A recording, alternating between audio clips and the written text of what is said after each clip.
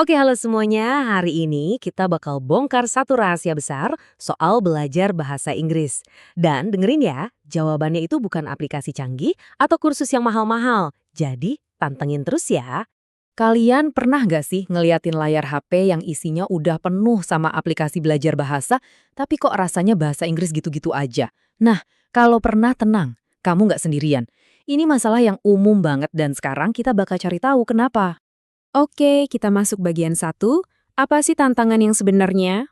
Di zaman sekarang ini kan sumber belajar tuh bejibun. Ada aplikasi, video, podcast banyak banget. Tapi anehnya, sebanyak apapun sumbernya, itu nggak jamin kita jadi jago. Kenapa ya? Karena masalahnya itu bukan di alat yang kita pakai, tapi di fondasi yang sering banget kita lupain. Dan fondasi itu, nah ini dia kunci suksesnya, yaitu punya mentalitas seorang pembelajar. Jadi, fondasi ini tuh ada 3 tiang utamanya. Pertama, niat. Ini bukan cuma sekedar, pengen bisa, tapi coba tanya lebih dalam. Kenapa? Apa buat kerjaan? Atau biar bisa ngobrol sama temen dari luar negeri? Niat yang kuat itu bensinnya, guys. Kedua, kemauan. Kemauan buat terus maju, bahkan pas lagi males atau bosen. Dan yang terakhir, target yang jelas. Misalnya, bulan depan gue harus bisa presentasi 5 menit pakai bahasa Inggris. 3 hal ini nih mesinnya, guys, bukan aplikasinya. Ada kutipan dari IF yang pas banget nih. Semua tergantung dari niat dan keinginan kamu. Ini benar-benar negasin kalau yang paling penting itu bukan teknologinya, tapi dorongan yang datang dari dalam diri kita sendiri. Oke, jadi kalau mentalitasnya udah benar, terus gimana caranya kita ngebangun sistem belajar yang efektif? Sistem kamu itu bisa dimulai dari 3 langkah simpel ini. 1. Bikin rencana yang realistis. Serius deh, 30 menit setiap hari itu jauh lebih ngefek daripada ngebut 5 jam pas weekend. 2. Jangan takut ngomong. Ini krusial banget. Nggak usah mikirin harus sempurna, yang penting latihan. Anggap aja ini latihan, bukan ujian. 3. Coba deh mulai berpikir pakai bahasa Inggris. Jadi daripada nerjemahin, langsung aja ceritain apa yang lagi kamu lakuin. I am walking, I am making coffee. Ini cara jitu buat ngelatih otak.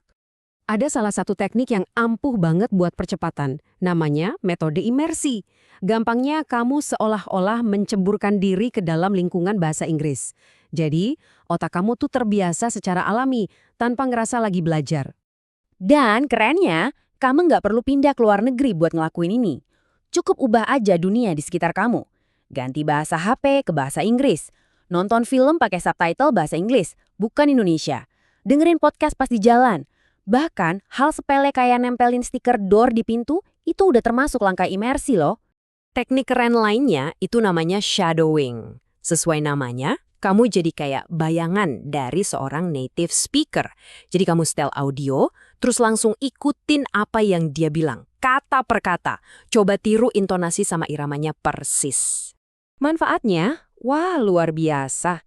Teknik ini bisa ningkatin 3 area penting. Pertama, pengucapan kamu jadi makin bagus karena otot mulut dilatih. Kedua, skill mendengarkan kamu makin tajam. Dan yang paling penting, semua ini ujung-ujungnya bikin kepercayaan diri kamu naik drastis. Nah, setelah mentalitas dan sistemnya udah ada, baru deh kita ngomongin soal alat. Sekarang waktunya pilih alat yang pas sama tujuan kamu. Ini dia inti pesannya. Jangan lagi nanya apa aplikasi terbaik.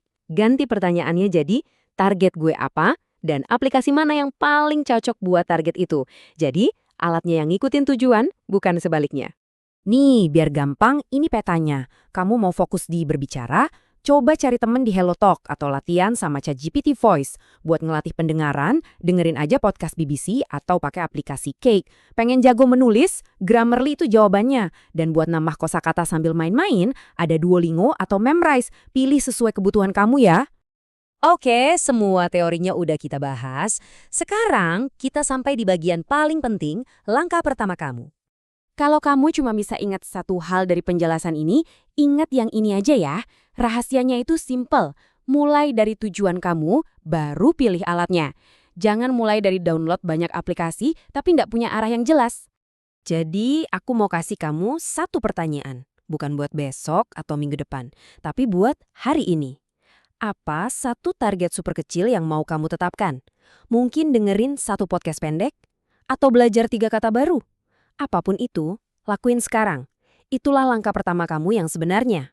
Makasih banyak udah nyimak.